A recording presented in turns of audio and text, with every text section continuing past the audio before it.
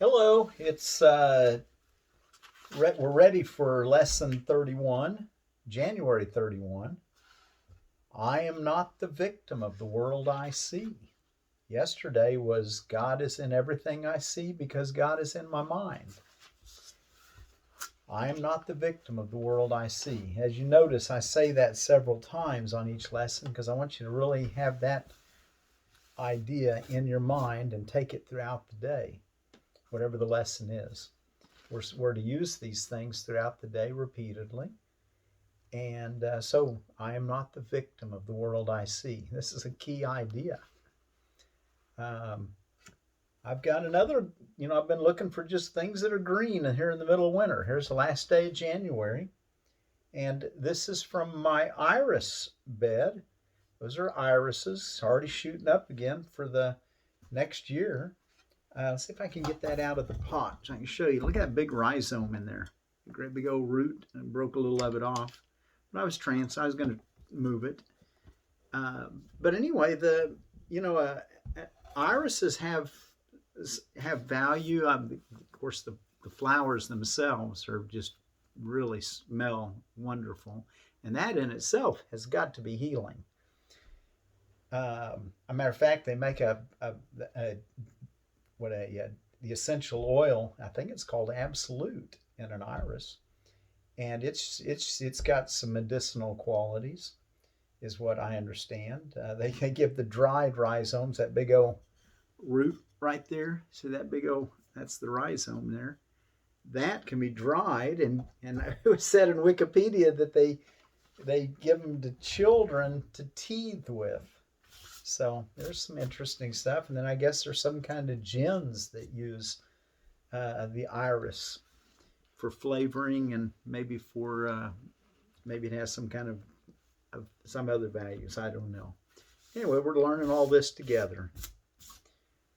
I am not the victim of the world I see. Today's idea is the introduction to your dedication of or declaration of release. Today's idea is the introduction to your declaration of release. Again, the idea should be applied to both the world you see without and the world you see within. In applying the idea, we will use a form of practice which will be used more and more, with changes as indicated. Generally speaking, the form includes two aspects. One in which you apply the idea on a more sustained basis, and the other consisting of frequent applications of the idea throughout the day. 2. Two longer periods of practice with the idea for today are needed, one in the morning and one at night. 3 to 5 minutes for each of them are recommended. During that time, look about you slowly while repeating the idea 2 or 3 times. Then close your eyes and apply the same idea to your inner world. You will escape from both together, for the inner is the cause of the outer. So we're going to take 3 to 5 minutes, and we're going to start by having our eyes open and just look about, saying, I am not the victim of the world I see. And just look about you unhurriedly. It take not long to say that 3 times. Then close your eyes and look at your thoughts. And here's what here's what it says to do in paragraph 3. As you survey your inner world, merely let whatever thoughts cross your mind come into your awareness, each to be considered for a moment and then replaced by the next. Try not to establish any thought of hierarchy among them. Watch them come and go as dispassionately as possible. Do not dwell on any one in particular, but try to let the stream move on evenly and calmly, without any special investment on your part. As you sit and quietly watch your thoughts, repeat today's idea to yourself as often as you care to, but with no sense of hurry.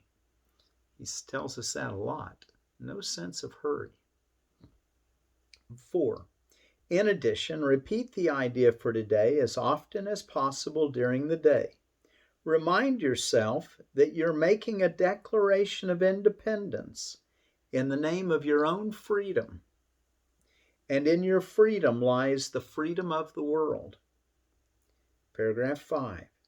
The idea for today is a particularly useful one to use as a response to any form of temptation. It is a declaration that you will not yield to it and put yourself in bondage. So, I am not the victim of the world I see. How could you be the victim of the world you see?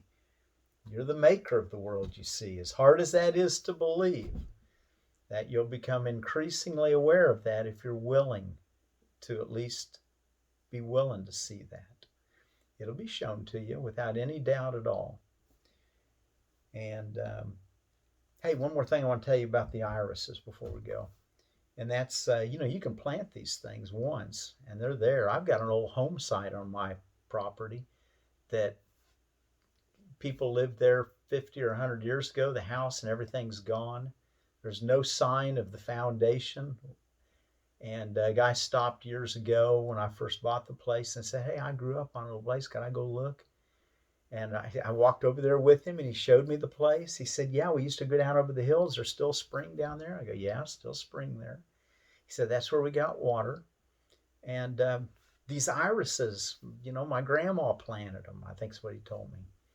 They're still there. I mean, years and years later, maybe 100 years, I don't know. Now everything else is gone, but the irises, there was an old apple tree. But anyway, the irises are still doing well. There's a few other plants that I could tell got planted there. But anyway, I am not the victim of the world I see. Take that to heart and see all God's good. I'm going to see you tomorrow. Peace.